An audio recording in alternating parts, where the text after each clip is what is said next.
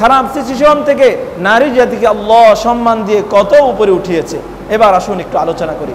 প্রথমত আল্লাহ সুবহানাহু ওয়া তাআলা মৌলিক মানবিক অধিকারের ক্ষেত্রে, দিন ও ধর্মের যাবতীয় আমলগুলো পালন করার ক্ষেত্রে নারী এবং পুরুষকে সমান অধিকার দান করেছে। কি করেছে? সমান অধিকার দান করেছে। এক্ষেত্রে আমাদের অনেক নারীবাদী মহিলাদের মুখ থেকে এই কথা শোনা যায় যে ইসলাম নারীকে বিভাজন করেছে, বৈষম্য নারীর প্রতি করা হয়েছে, নারীকে সমান অধিকার দেয় না। নাউযুবিল্লাহি মিন যালিক। প্রথম কথা হচ্ছে মৌলিক মানবিক অধিকারের ক্ষেত্রে ইসলাম নারীকে কি দিয়েছে? সমান অধিকার দিয়েছে। সমান অধিকার ইসলাম নিশ্চিত করেছে। আল্লাহ বলেছেন কোরআনুল কারীমের পরিভাষায়, শুনুন, হুন্না লিবাসুল লাকুম ওয়া আনতুম লিবাসুল লাহুন, নারীরা তোমাদের জন্য পোশাক স্বরূপ, ওয়া আনতুম লিবাসুল লাহুন, আর তোমরাও নারীদের জন্য পোশাক স্বরূপ। তোমরাও নারীদের জন্য পোশাক স্বরূপ, তারাও তোমাদের জন্য পোশাক, তোমরাও তাদের জন্য কি? পোশাক। তার মানে কেউ কাহারও ছাড়া বাঁচতে পারে না। বৈষম্য তৈরি করা হয়েছে। যদি বলেন বৈষম্য, তাহলে তো আমরা তাদের জন্য পোশাক হবে কেন? আমরা তাদের জন্য উপরের স্থানে হব, তারা আমাদের নির্যাতনের পায়ের কাছে থাকবে। তো আল্লাহ কেন বলছেন যে আমরাও তাদের জন্য পোশাক স্বরূপ? তার মানে আল্লাহ নারী এবং পুরুষের ক্ষেত্রে মৌলিক মানবিক অধিকারের ক্ষেত্রে কেউ কারোর উপর ক্ষমতা দেয় না, সবাইকে সমান অধিকার নিশ্চিত করেছে। অন্য আয়াতে আল্লাহ বলছেন, শুনেন, মান আমিলা সালিহাম মিন যাকারিন আও উনসা ওয়া হুয়া মুমিন ফাউলাইকা ইয়াদখুলুনাল জান্নাতা ইউরযাকুনা ফিহা বিগাইরি হিসাব। তোমাদের মধ্যে যারা নারী এবং পুরুষ যারাই আমল করবে, মান আমিলা সালিহা, ভালো কাজ করবে, নেক আমল করবে, নামাজ পড়বে, সাদাকা দিবে, ভালো আমল করবে, আল্লাহ বলছেন সে পুরুষ হোক নারী হোক, ফাউলাইকা ইয়াদখুলুনাল জান্নাহ, আল্লাহ যেই জান্নাত প্রস্তুত করেছে সেই জান্নাতে উভয়ে প্রবেশ করবে। উভয়ে কি করবে? প্রবেশ করবে। আল্লাহ এই কথা বলেন না যে পুরুষরা ভালো আমল করলে সে জান্নাতে যাবে, নারীরা ভালো আমল করবে তাকে তারপরও জাহান্নামে নিক্ষেপ করা হবে। নাউযুবিল্লাহ। এই কথা আল্লাহ বলছেন? হ্যাঁ, আল্লাহ বলেন না। ইউরযাকুনা ফিহা বিগাইরি হিসাব, আল্লাহ নারী পুরুষ সবাইকে ভালো আমল করলে হিসাব ছাড়া রিজিক দান করবেন। কোনো পার্থক্য করে নাই। কি করে নাই? কোনো পার্থক্য করে নাই। সবাইকে এক কাতারে আল্লাহ সুবহানাহু ওয়া তাআলা কি করছেন? রাখছেন। তার মানে মৌলিক মানবিক অধিকারের ক্ষেত্রে আল্লাহ তাআলা নারী এবং পুরুষ জাতির মাঝে কোনো পার্থক্য নির্ণয় করে নাই। এটা আল্লাহ তাআলা কোরআনের পরিভাষায় বলেছে। তারপরেও যদি আমাদের সমাজের শাহবাগীপন্থী কিছু নারী সমাজ, যারা মূলত নারীর পক্ষে, বাস্তবিক পক্ষে নয়, বরং তারা নারীদেরকে ঘর থেকে বের করার জন্য, নারীদের কাঁধে রিজিক অন্বেষণ করার এত বড় কষ্টের দায়িত্ব চাপিয়ে দেওয়ার জন্য, নারীদেরকে উলঙ্গ করার জন্য মূলত এই জাতীয় স্লোগান দেয়, ঠিক কিনা? এই জন্য আমাদেরকে বুঝতে হবে বাস্তবিক অর্থে তারা নারীর পক্ষে না নারীর বিপক্ষে। কারণ আল্লাহ মৌলিক অধিকারের ক্ষেত্রে নারী পুরুষের মাঝে কোনো পার্থক্য নির্ণয় করেন। আরো শোনেন, আল্লাহ তাআলা বলছেন, ফাস্তাজাবা লাহুম রাব্বুহুম আন্নী লা উযীউ আমালা আমিলিন মিনকুম মিন যাকারিন আও উনসা বা'দুকুম মিন বা'দ।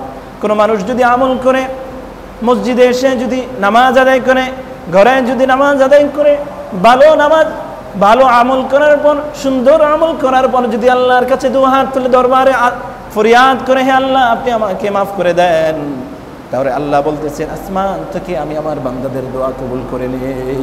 কি করে নেই? কবুল করে নেই। আল্লাহ বলছেন এই ক্ষেত্রে নারী পুরুষ যেই আমার কাছে দোয়া করবে তারই দোয়া কবুল করার দায়িত্ব কার? আল্লাহর। আল্লাহ কি বৈষম্য করছে? নাউযুবিল্লাহি মিন যালিক। আল্লাহ বৈষম্য করে নাই, বরং বৈষম্য তোমরাই করতেছো এবং বৈষম্য করার জন্যই মূলত এই সমস্ত স্লোগান দাও, ঠিক কিনা? এই জন্য নারী পুরুষের মৌলিক অধিকারের ক্ষেত্রে আল্লাহ কোনো বৈষম্য তৈরি করে নাই। আল্লাহ মৌলিক অধিকারের ক্ষেত্রে সবাইকে সমান রাখছে।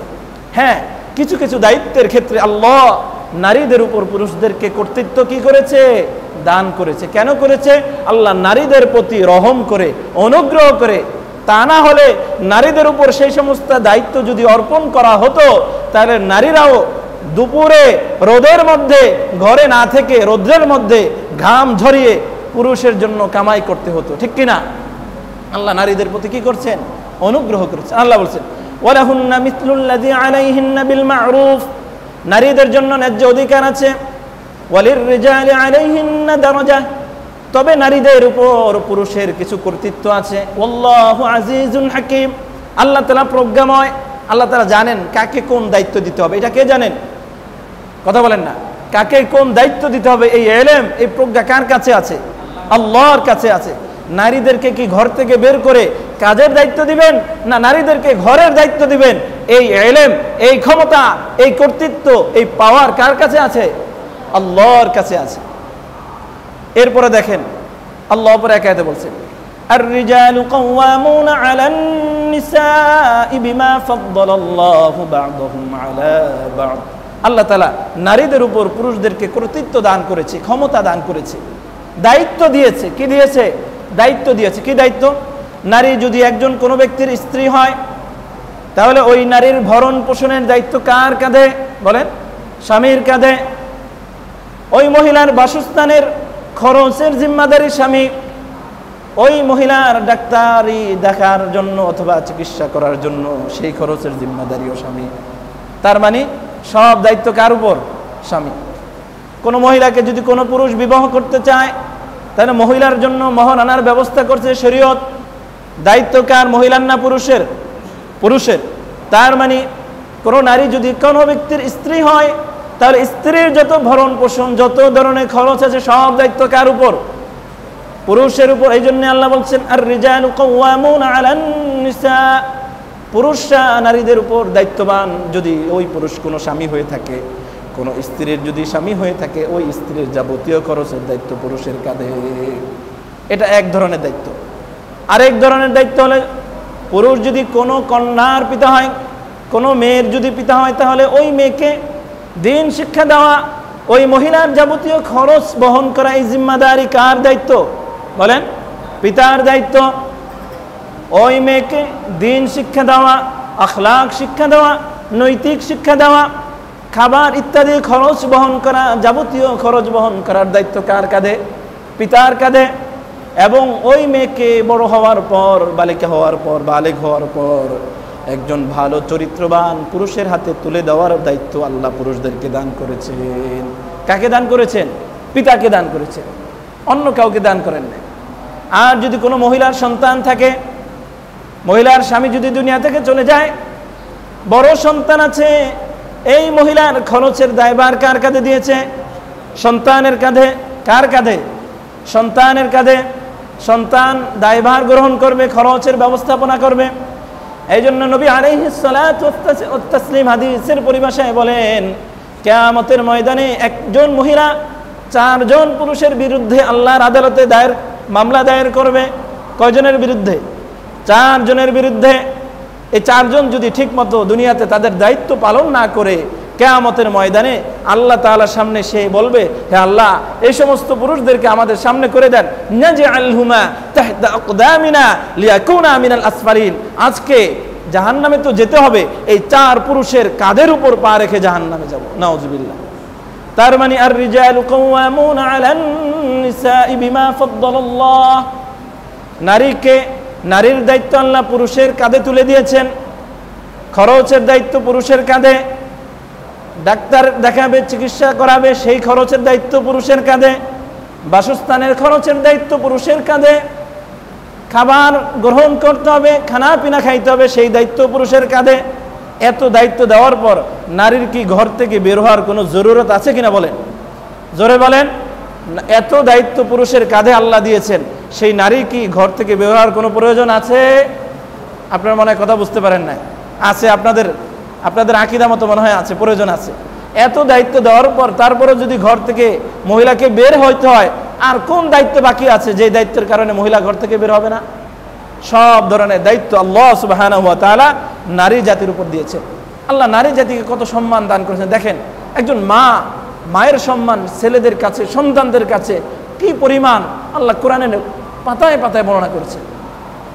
সূরা বনী ইসরাঈলের মধ্যে আল্লাহ বলছেন, وَقَضَى رَبُّكَ أَلَّا تَعْبُدُوا إِلَّا إِيَّاهُ وَبِالْوَالِدَيْنِ إِحْسَانًا إِمَّا يَبْلُغَنَّ عِندَكَ الْكِبَرَ أَحَدُهُمَا أَوْ كِلَاهُمَا فَلَا تَقُل لَّهُمَا أُفٍّ ولا تنهرهما وقل لهما قولا كريما আল্লাহ তাআলা তোমাদের উপর আবশ্যক করে দিয়েছেন, ফরজ করে দিয়েছেন, আল্লাহ ছাড়া কোনো মাবুদকে, আল্লাহ ছাড়া কোনো ইলাহকে মানা যাবে না, একমাত্র আল্লাহকে ইলাহ হিসেবে মানতে হবে। এবং সাথে সাথে বলেছেন ওয়াবিল ওয়ালিদাইনি ইহসানা, পিতা মাতার প্রতি তোমরা সদাচরণ করো। কি করো? সদাচরণ করো। আল্লাহ মানব জাতিকে, মুমিনদেরকে, মুসলমানদেরকে যত বিধান দান করেছে, যত আইন কোরআনে পাশ করেছে, সমস্ত আইন পৃথক পৃথকভাবে উল্লেখ করেছে। আল্লাহ তার দাসত্বের সাথে এমন কোনো আমল উল্লেখ করে নাই যেটা আল্লাহ বান্দাকে দান করেছে, কিন্তু একমাত্র এই আমলটা তথা পিতা মাতার প্রতি সদাচরণ আল্লাহ তাআলা নিজের আলোচনার সাথে সাথে যুক্ত করে দিয়েছেন। কি করে দিয়েছেন? নিজের ইবাদত করা, নিজেকে তাওহীদ এক বলে আল্লাহকে স্বীকার করা, এই ওয়ার্ডারের সাথে সাথে পিতা মাতার প্রতি সদাচরণ করার কথা আল্লাহ কোরআনে মানুষদেরকে জানিয়ে দিয়েছেন। কেন জানিয়ে দিয়েছেন? সূরাতুল আহকাফে আল্লাহ বলতেছেন ওয়াওয়াসাইনাল ইনসানা বিওয়ালিদাইহি ইহসানা হামালাতহু উম্মুহু কুরহা ওয়া ওয়াদাআতহু কুরহা। আমি সন্তানদেরকে পিতামাতার প্রতি সদাচরণের আদেশ করলাম। হামালাতহু উম্মুহু কুরহা, কারণ এই পিতামাতা, এই মা একটা সন্তানকে গর্ভধারণ করেছে অনেক কষ্টের পর। একটা সন্তানকে গর্ভধারণ করতে কি পরিমাণ কষ্ট হয় এটা একমাত্র মায়েরাই জানে। এজন্য আল্লাহ বলছেন হামালাতহু উম্মুহু কুরহা, অনেক কষ্ট করে একজন মা তার সন্তানকে গর্ভধারণ করে। ওয়া ওয়াদাআতহু কুরহা, এবং জন্মদান করার যেই প্রসব বেদনা এটাও তাকে সহ্য করতে হয়। ওয়া হামলুহু ওয়া ফিসালুহু 30 শাহরা, সন্তানকে 2 বছর যাবত দুধ পান করানোর যেই কষ্ট, ছোটকালীন সময়ের পেশাব পায়খানা পরিষ্কারের যে কষ্ট একমাত্র মাই অনুভব করতে পারে। এই জন্য আল্লাহ বলছেন ওয়াসাইনাল ইনসানা বিওয়ালিদাইহি ইহসানা, আমি পিতামাতার প্রতি সন্তানদেরকে সদাচরণের আদেশ করলাম। কারণ সন্তান জানে না সে তার মায়ের গর্ভে থাকাকালীন একজন মা কি পরিমাণ কষ্ট লাভ করেছে, কষ্ট সহ্য করেছে, কি পরিমাণ মুসিবত তাকে উঠাইতে হয়েছে, এটা সন্তান জানে না, একমাত্র পিতামাতা জানে। এই জন্য আল্লাহ বলছেন আমার ইবাদত করার সাথে সাথে ওয়াবিল ওয়ালিদাইনি ইহসানা, হে সন্তান তোমরা পিতামাতার প্রতি সদাচরণ করো। এই আদেশ কার? আওয়াজ করে বলেন, এই আদেশ কার? আল্লাহর। আল্লাহর আদেশ পালন করতে হবে, আল্লাহর ইবাদত করতে হবে, আল্লাহকে এক বলে স্বীকার করতে হবে। সাথে সাথে পিতামাতার সদাচরণের আদেশ কে দিয়েছে? আল্লাহ। এটা কোরআনের কথা। আল্লাহ নারী জাতিকে সম্মান দেয় নাই, না দিলে আল্লাহর আদেশের সাথে কেন পিতামাতার সদাচরণের এই নির্দেশ আল্লাহ তাআলা সরাসরি দিলেন? আরো দেখেন, এক সাহাবী আল্লাহর রাসূলের কাছে এসে জিজ্ঞেস করলেন, ইয়া রাসূলুল্লাহ, ইয়া হাবিবাল্লাহ, আমার সবচেয়ে ভালোবাসা, আমার সবচেয়ে সদাচরণ পাওয়ার উপযুক্ত কে দুনিয়াতে? কি প্রশ্ন করলো? আমি সবচেয়ে বেশি যাকে সম্মান করব, এই সম্মান পাওয়ার সবচেয়ে বেশি উপযুক্ত দুনিয়াতে কে আছে? সাহাবীর এই প্রশ্নের উত্তরে আল্লাহর রাসূল উত্তর দিলেন, উম্মুকা, তোমার মা। কে? তোমার মা। সাহাবী আবার জিজ্ঞেস করলেন, ইয়া রাসূলুল্লাহ, ইয়া হাবিবাল্লাহ, আবার বলেন এরপরে কি? আল্লাহর রাসূল আবার উত্তর দিলেন, সুম্মা উম্মুক, তোমার মা। দ্বিতীয়বার কি বললেন? তোমার মা। তৃতীয়বার আবার প্রশ্ন করলেন, সুম্মা, ইয়া রাসূলুল্লাহ, তারপরে আমার বেশি সম্মান পাওয়ার উপযুক্ত কে? আল্লাহর নবী ইরশাদ করলেন, সুম্মা উম্মুকা। তৃতীয়বার বললেন তোমার মা। তিনবার মায়ের কথা বললেন। সাহাবী 3বার প্রশ্ন করে ক্ষান্ত হয়নি, চতুর্থবার প্রশ্ন করলেন, ইয়া রাসূলুল্লাহ, ইয়া হাবিবাল্লাহ, এরপরে সম্মানের উপযুক্ত কে? তৃতীয়বার বলার পর আল্লাহর রাসূল বলছেন, সুম্মা আবুকা, এরপরে হচ্ছে তোমার পিতা। এরপরে কে? তো করলেন। চতুর্থবার পিতার কথা বললেন। এখন যদি এই নারীর বিরুদ্ধে গিয়ে পুরুষরা যদি এই দাবি উত্থাপন করে যে আল্লাহ রাসূল কেন 3বার মায়ের কথা বললেন, আমাদের কথা কেন চতুর্থবার করলেন, এই কথা বলা কি গ্রহণযোগ্য হবে? কথা বলেন, গ্রহণযোগ্য হবে? কারণ নারীরা সন্তান লালন পালন করার ক্ষেত্রে কষ্ট বেশি করতে হয়। এই জন্য আল্লাহ একের পর এক 3বার নারীদের কষ্টের কথা কোরআনের পরিভাষায় বললেন, হাদিসে নবী আলাইহিস সালাতু ওয়াস সালামের মাধ্যমে বললেন। আরেক সাহাবী এসে আল্লাহর রাসূলকে বললেন, ইয়া রাসূলুল্লাহ, ইয়া হাবিবাল্লাহ, হজে যেতে চাই, উমরা করতে চাই, হজ করতে চাই। আল্লাহর রাসূল জিজ্ঞেস করলেন, তোমার বাড়িতে কি কেউ আছে কিনা, অর্থাৎ তোমার পিতামাতা জীবিত আছে কিনা? সাহাবী আরজ করলেন, ইয়া রাসূলুল্লাহ, আমার বাড়িতে আমার মা আছে। আল্লাহর রাসূল বললেন, যাও মায়ের খেদমতে বসে থাকো। হাদিসে নবী আলাইহিস সালাতু ওয়াস সালাম বললেন, আল জান্নাতু তাহতা আকদামিল উম্মাহাত, কারণ তোমার পিতামাতার খেদমত করলে পিতামাতার খেদমতের মধ্যে জান্নাত লুকায়িত আছে। কারণ পিতামাতার খেদমত করলে জান্নাত দিবেন কে? আল্লাহ। তাহলে হজ কত বড় আমল, কিন্তু ঘরে পিতামাতা অসুস্থ, এই পিতামাতার খেদমত, পিতামাতার সেবা করার নির্দেশ স্বয়ং নবী আলাইহিস সালাতু ওয়াস সালাম দিয়েছে। যদি নারী জাতির প্রতি যদি বৈষম্য করা হতো, তাহলে এতগুলো কোরআন স্পষ্ট আয়াত আছে যেখানে নারী জাতিকে আল্লাহ তাআলা জিতিয়েছেন, তারপরও স্পষ্ট এই দলিলগুলো থাকার পরও অন্ধের মতো বিবেক দিয়ে চিন্তা করি না, কিভাবে বলতে পারি যে নারী জাতির প্রতি ইসলাম বৈষম্য করেছে? নাউজুবিল্লাহি মিন যালিক। নারী জাতির প্রতি আল্লাহ কখনো বৈষম্য করেনি, ইসলাম বৈষম্য করেনি, বরং নারী জাতিকে ক্ষেত্র বিশেষ অনেক মর্যাদা দিচ্ছে, যেই মর্যাদা পুরুষদেরকে আল্লাহ দেয়নি। এতক্ষণ তো বললাম মা হিসাবে একজন নারী কি পরিমাণ সম্মান যাবে, একজন স্ত্রী তারও সম্মান ইসলাম দিয়েছে। কারণ আইয়ামে জাহিলিয়াতে স্ত্রীর কোনো মর্যাদা ছিল না। একজন স্বামী তার স্ত্রীকে ব্যবহার করত, সাথে সাথে পাড়ার প্রতিবেশী বন্ধু বান্ধবদেরকে ব্যবহারের অনুমতি দিত এবং প্রয়োজনে স্ত্রীকে বিক্রি করে দিত। সেই সমাজে এই প্রথা ছিল। কিন্তু ইসলাম যখন আসছে, ইসলাম বলে দিয়েছে কোরআনের পরিভাষায়, ওয়াশিরুহুন্না বিল মা'রুফ, নারীদের সাথে জীবন যাপন করো মা'রুফ, ন্যায়সঙ্গতভাবে, তাদের অধিকার, তাদের ন্যায্য অধিকার দিয়ে তাদের সাথে কি করো? ন্যায়সঙ্গতভাবে তাদের সাথে জীবন যাপন করো। ফাইন কারিহতুমুহুন্না ফাআসা আন তাকরাহু শাইআন ওয়া ইয়াজআলুল্লাহু ফীহি খায়রান কাসীরা। দুজন মানুষ যখন জীবন যাপন একসাথে হবে, তখন অনেক দোষ ত্রুটি সামনে আসবে। আল্লাহ বলছেন, যদি তোমরা নারীদের মধ্যে কোনো দোষ ত্রুটি দেখো, তাহলে এই কথা বিশ্বাস করো, আল্লাহ তার মধ্যে আরো অনেকগুলা ভালো গুণ দান করছেন। একটা খারাপ গুণ, কিন্তু তার মধ্যে আরো অনেকগুলা কি আছে? ভালো গুণ আছে। নারী জাতিকে আল্লাহ কত মর্যাদা দিছে দেখেন। একটা গুণ দেখছো, ভালোগুলো তাকাও, তুমি তার প্রতি একটা বদগুণ দেখি তার প্রতি বৈষম্য করবা না, না, এটা হতে পারে না। আসা আন তাকরাহু শাইআ ওয়া ইয়াজআলুল্লাহু ফীহি খায়রান কাসীরা, তার মধ্যে আরো অনেক ভালো ভালো কাজ আছে, সেগুলোর প্রতি তাকাও। এটার এই আদেশ কার? আল্লাহর। এই আদেশ কার? আল্লাহর। তো নারী জাতির প্রতি কি আল্লাহ তাআলা বৈষম্য করছেন না বরং নারী জাতিকে জিতিয়েছেন?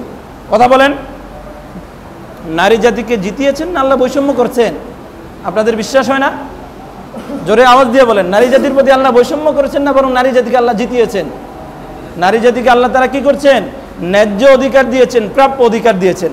এতক্ষণ তো বললাম যে মা হিসাবে, স্ত্রী হিসাবে একজন নারী কি সম্মান, কি ইজ্জত আল্লাহ তাআলা এই সমাজে নারীর জন্য আল্লাহ তাআলা দিয়েছেন।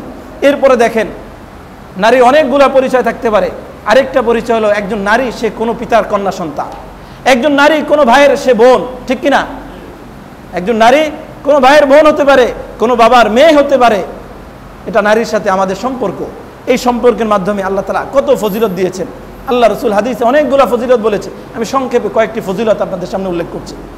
নারী জাতিকে যদি নিজের মেয়েকে, নিজের বোনকে কোনো মানুষ, কোনো মুমিন যদি ভালো করে রক্ষণাবেক্ষণ করে, দ্বীনি আখলাকে আখলায়িত করে, চরিত্রবান করে এবং ভালো কোনো একজন পাত্রের সে হাতে সুপর্দ করে, তাহলে আল্লাহ রাসূল বলছেন কিয়ামতের ময়দানে এই নারী ওই লোকের জাহান্নাম থেকে মুক্তির একটা কারণ হবে। সুবহানাল্লাহ। আল্লাহ রাসূল বলছেন, মানুবতুলিয়া বিল বানাতি ফাসাবরা আলাইহিন্না কুন্না লাহু হিজাবাম মিনান নার। যেই লোককে দুনিয়াতে কন্যা সন্তান দেওয়া হলো, যেই ভাইয়ের দায়িত্বে কোনো বোনকে দেওয়া হলো, আল্লাহ রাসূল বলছেন ফাসাবরা আলাইহিন্না, সেই ভাই এবং সেই পিতা যদি ওই নারীকে সুন্দর করে যত্ন নেয়, লালন পালন করে এবং তাদের কষ্টগুলোকে সহ্য করে নেয়, সবর করে। কারণ একটা মেয়েকে সুন্দর করে লালন পালন করতে হলে সবরের প্রয়োজন আছে কিনা? কথা বলেন, পিতামাতার জন্য সবরের প্রয়োজন আছে কিনা?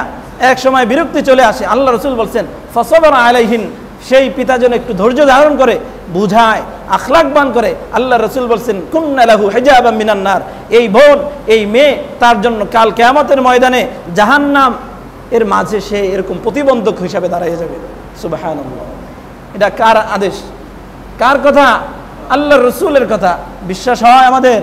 ইয়াকিন দিয়ে বিশ্বাস করতে হবে, মনে প্রাণে বিশ্বাস করতে হবে যে এই কন্যারা, এই মেয়েরা যদি সত্যিকার অর্থে তাদেরকে লালন পালন করতে পারি, কিয়ামতের ময়দানে তারাই আমাদের জান্নাতে যাওয়ার উসিলা হবে। সুবহানাল্লাহ। আল্লাহ রাসূল আরো বলছেন, কোনো ব্যক্তির কাছে যদি 3টা কন্যা সন্তান থাকে, কয়টা? 3টা কন্যা সন্তান থাকে, লা ইয়াকুনু লি আহাদিকুম সালাসু বানাতিন আও আখাওয়াতিন ফায়ুহসিনু ইলাইহিন্না ইল্লা দাখালাল জান্নাহ। কোনো পিতার কাছে যদি 3 কন্যা সন্তান থাকে তাদেরকে যদি যত্নবান করে লালন পালন করে আখলাকবান করে চরিত্রবান করে তাদের প্রতি সদাচরণ করে তাহলে আল্লাহর রাসূল বলছেন তার জন্য জান্নাত ওয়াজিব হয়ে যাবে। কি হয়ে যাবে? জান্নাত ওয়াজিব হয়ে যাবে। ইল্লা দাখালাল জান্নাত, সে কোথায় যাবে? জান্নাতে যাবে। আরেক হাদিসে আসছে মান আআলা জারিয়াতাইনি দাখালতু আনা ওয়া হুয়া আল জান্নাহ ওয়া আশারা বিইসবাইহি। আল্লাহর রাসূলের হাদিস। হযরত আনাস বলতেছেন আল্লাহর রাসূল বলছেন যে ব্যক্তি 2টা কন্যা সন্তানকে এরকম লালন পালন করবে আমি এবং ওই পিতা একসাথে জান্নাতে যাব। এবং আল্লাহর রাসূল এই 2টা আঙ্গুলকে মিলিয়ে এভাবে ইশারা করে দেখিয়েছেন এই 2টা আঙ্গুল একটা অপরটার থেকে যেমন পৃথক না, একসাথে থাকে। কিয়ামতের ময়দানে জান্নাতে যখন যাব আমি এবং ওই পিতা একসাথে জান্নাতে থাকব। সুবহানাল্লাহ, কত ফজিলত আল্লাহ তাআলা বলছেন। দেখেন কোন ব্যক্তি যদি জাহান্নাম থেকে মুক্ত হয়ে জান্নাতে যেতে পারে এর চেয়ে বড় সফলতা আর হতে পারে? একজন মুমিনের সবচেয়ে বড় সফলতা হলো সে জাহান্নাম থেকে মুক্তি পাইবে এবং সে কোথায় যাবে? জান্নাত যাবে। আল্লাহ সুবহানাহু ওয়া তাআলা সূরা আলে ইমরানের মধ্যে বলছেন ফামান যুহযিহা আনিন নারি ওয়া উদখিলাল জান্নাতা ফাকাদ ফাজ। কোন ব্যক্তিকে যদি জাহান্নাম থেকে মুক্তি দিয়ে জান্নাতে দিয়ে দেওয়া হয় ফাকাদ ফাজ, সে সফল কাম। আমরা দুনিয়াতে অনেক ধরনের সফলতার গল্প শুনি। 10 লক্ষ টাকার মালিক, একটা বিল্ডিং এর মালিক, একটা কোম্পানির মালিক, প্রধানমন্ত্রী, মন্ত্রী, এমপি, এগুলো হয়েছে, তো এটা তার সফলতা মনে করি। কিন্তু আল্লাহ বলছেন প্রকৃত সফলতা জাহান্নাম থেকে মুক্তি আর জান্নাত লাভ করা। আর আল্লাহর রাসূলের সাথে যদি জান্নাত লাভ হয় এর চেয়ে বড় সফলতা আর হতে পারে? সাহাবায়ে কেরাম জান্নাত তো আল্লাহ তাআলার কাছে চাইতেনই, সাথে সাথে এই দোয়া করতেন হে আল্লাহ নবীর সাথে যেন আমি কাল কিয়ামতের ময়দানে জান্নাতে যাইতে পারি, এই দোয়াটা আপনি কবুল আর মঞ্জুর করে নেন। এই দোয়া সাহাবায়ে কেরাম করতেন। এই জন্য আল্লাহ রাসূল যখন এই হাদিস বর্ণনা করছেন আল মারউ মা মান আহাব্বা, দুনিয়াতে যার সাথে যার সম্পর্ক থাকবে, যে যার বন্ধু হবে দুনিয়াতে, কাল কিয়ামতের ময়দানে জান্নাতে অথবা জাহান্নামে সে তার সাথে থাকবে।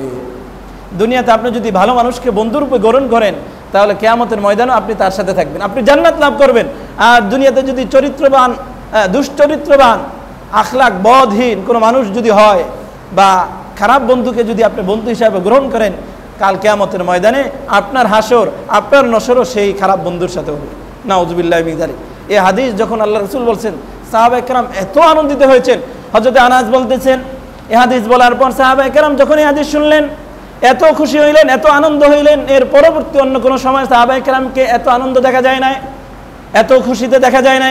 কারণ সাহাবায়ে কেরামের মনের মধ্যে ছিল দুনিয়াতে তো আল্লাহর রাসূলকে আমরা খুব ভালোবাসি, কাল কিয়ামতের ময়দানে আল্লাহর রাসূলের সাথে আমরা জান্নাত লাভ করতে পারবো কিনা, কিয়ামতের ময়দানে যখন জান্নাত আমাদেরকে দেওয়া হবে আল্লাহর রাসূলকে দেখতে পাবো কিনা।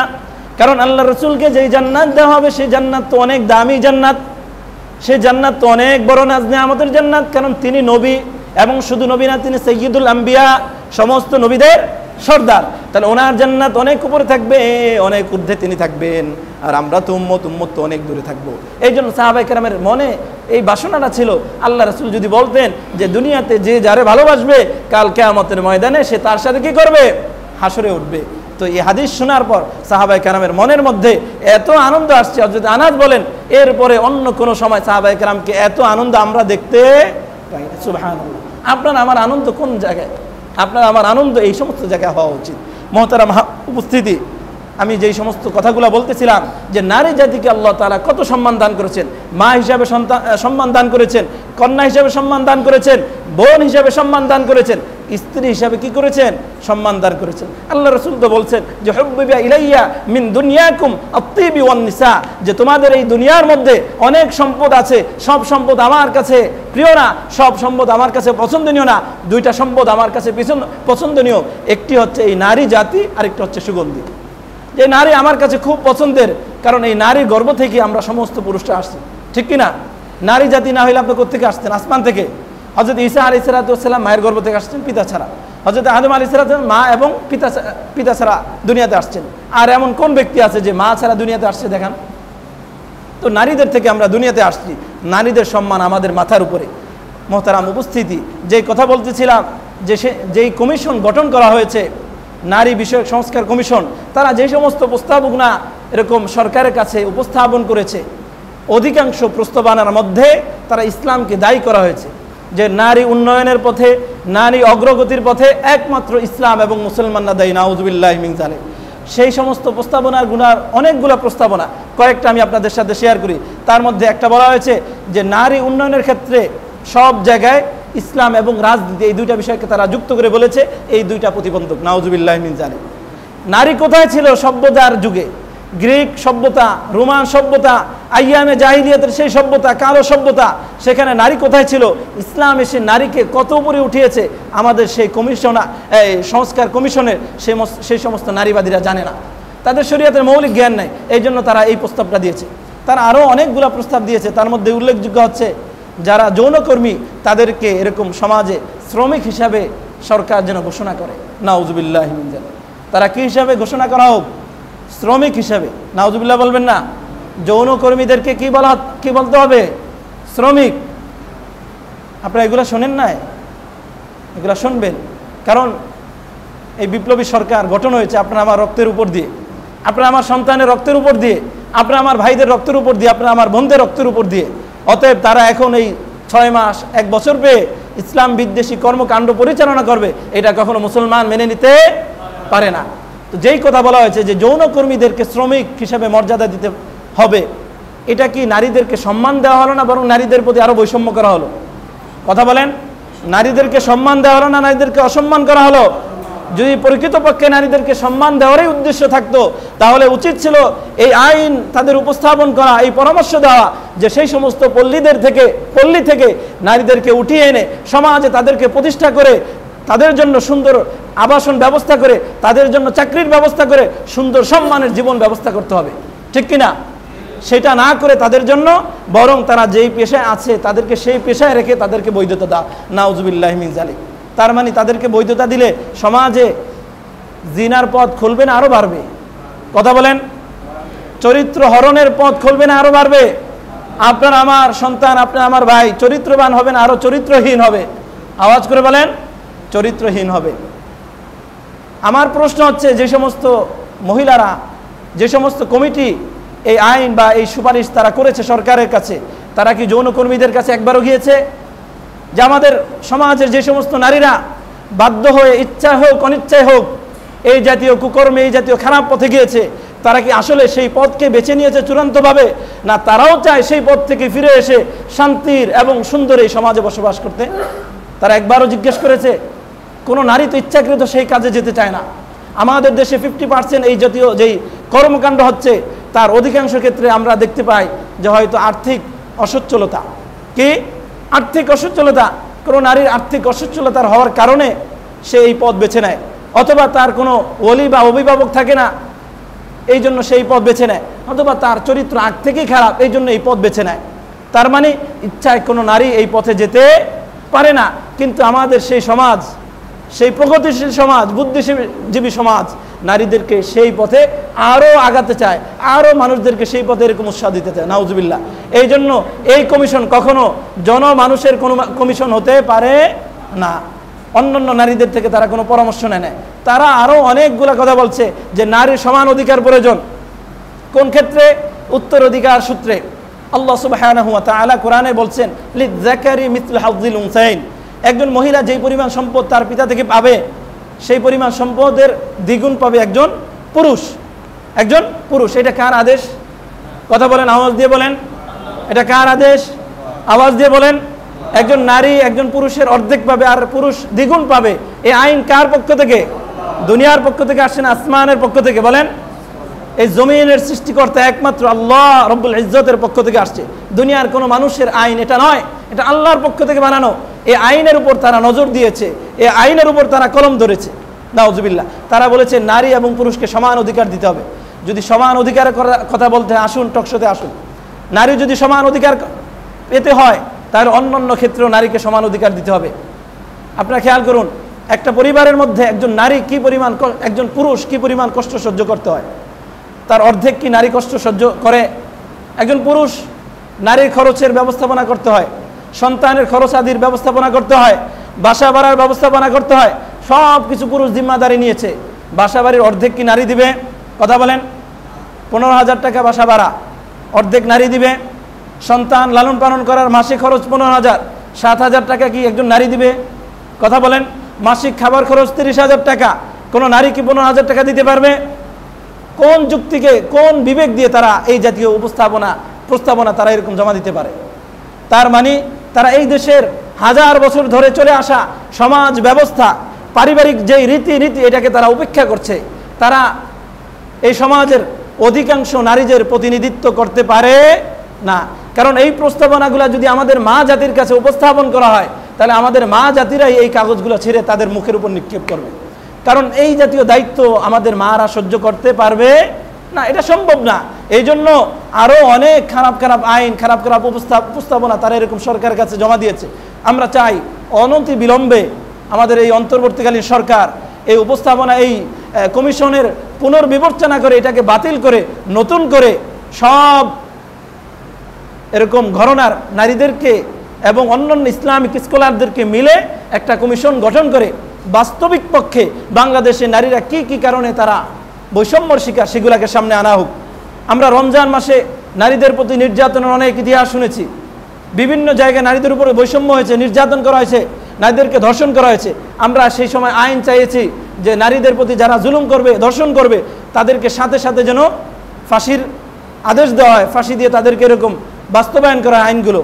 কিন্তু সেটা তো করেনি, বরং এই নারী জাতি এই 318 পৃষ্ঠা ব্যাপী এই প্রস্তাবনার মধ্যে এই প্রস্তাবনাও তারা উপস্থাপন করেছে যে বাংলাদেশে যে মৃত্যুদণ্ড আইন, এটাকে বাতিল করে অন্য কোনো আইন চালু করা হোক। নাউজুবিল্লাহ।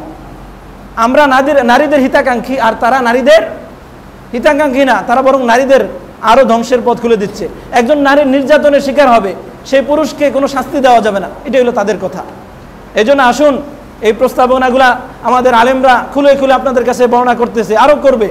বুঝুন, নারীদেরকে বুঝান যে এই প্রস্তাবনা, এই আইন বাংলাদেশে যদি পাশ করা হয়, আমাদের এই দেশ হাজার বছর ধরে চলে আসা যে পারিবারিক যে রীতি, যে সমাজ, এই সমাজ থাকবে না।